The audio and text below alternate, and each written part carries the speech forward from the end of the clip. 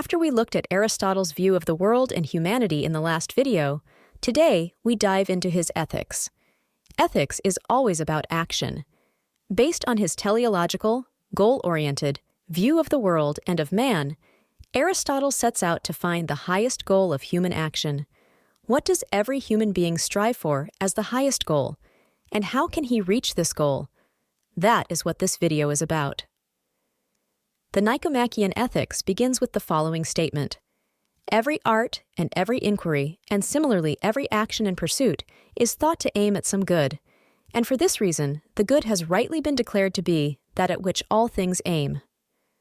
Aristotle, as we know from the last video, has a goal-oriented, a teleological view of the world.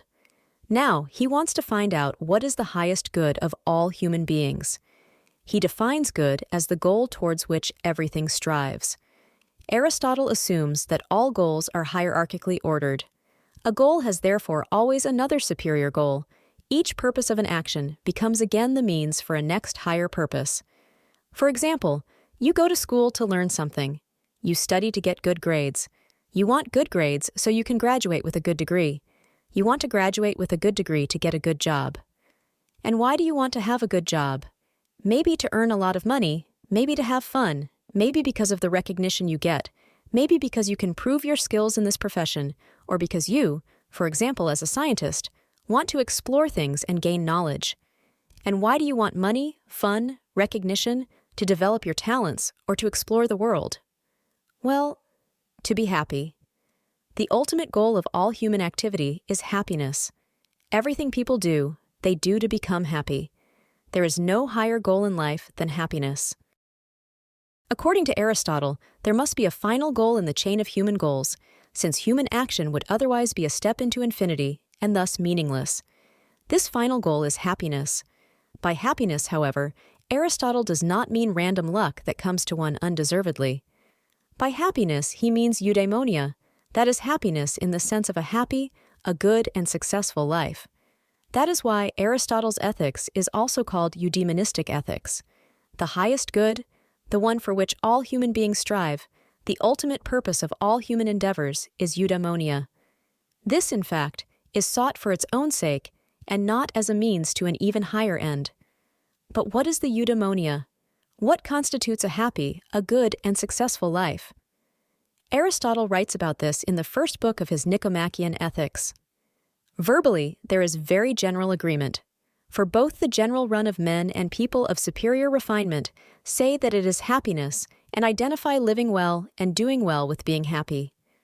But with regard to what happiness is, they differ, and the many do not give the same account as the wise. In order to define eudaimonia, the good and successful life, Aristotle must examine how people live their lives and what their goals are. Aristotle distinguishes three different ways of life. On the lowest level is the hedonistic life, the life of pleasure or enjoyment.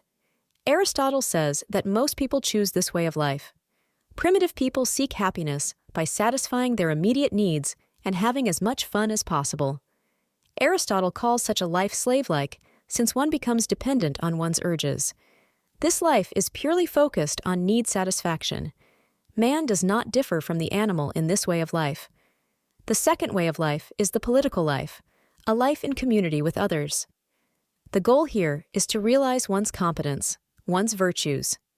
Some people want to gain honor, recognition, or power for this. This is the way of life that some people choose. However, honor cannot be the highest good, because honor or recognition is always dependent on others and does not lie in man himself. Thereby, it is transient. The list of formerly recognized celebrities or politicians who have lost their honor through real or false scandals is long. Honor is also dependent on competence or virtue, and thus competence or virtue ranks higher. This way of life corresponds more to the nature of man. We remember, Aristotle defines man as a zoon politikon, as a political, as a social being. Aristotle completely excludes the life oriented towards the acquisition of money. For money is only a means to an end, either to satisfy one's lust, for example by eating, drinking, vacation, or sex, or to gain recognition or power. The third and highest way of life is the contemplative, theoretical, philosophical life. Only a few choose this form of life. It means a life that is focused on cognition and acquisition of knowledge. Aristotle considers this form of life to be the best. Let's take a closer look at why. Aristotle gives several reasons why the contemplative, theoretical, philosophical life is the best. Reason is the best in man and what makes him as man. It is the ergon of man. Aristotle defines man not only as a zoon politikon, but also as a zoon logon ekon, a being endowed with language and reason. Through reason, the logos, we come closest to the divine in Aristotle's view. Moreover, one can perform this activity constantly. Namely, one can think constantly, permanently, but not, for example, eat or have sex permanently. Activities of reason, moreover, are pure and permanent. In the exercise of the theoretical life, one has leisure, thus one is free from fatigue. Finally, one is self-sufficient in the exercise of theoria, because one can do the activity alone and is therefore not dependent on others, and it is also loved for its own sake. Thus, the contemplative, theoretical, philosophical life is the best way of life to find the highest happiness. It is not for nothing that Aristotle himself chose this way of life. But is it really enough to be scientifically or philosophically active to be happy? Aristotle was not unworldly or completely detached. He knew very well that a happy, successful life does not consist only in the exercise of reason. For a person's life to be called happy, happiness must, on the one hand, last throughout life. On the other hand, one needs good external conditions, such as wealth, friendship, a good origin, descendants, recognition, and good physical conditions, that is health, beauty, physical strength, athleticism. The external and physical goods depend partly also on chance. With the help of reason, however, man can develop the intellectual goods, the virtues. These are not accidental, but can be acquired only by truly good people.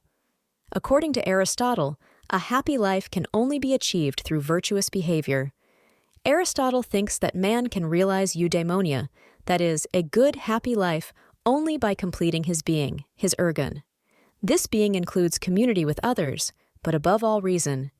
To be happy, man must exercise his virtues, either in political life or, better yet, in theoretical, contemplative life. What exactly Aristotle means by virtues and how they can be developed, you will learn in the next video of this series.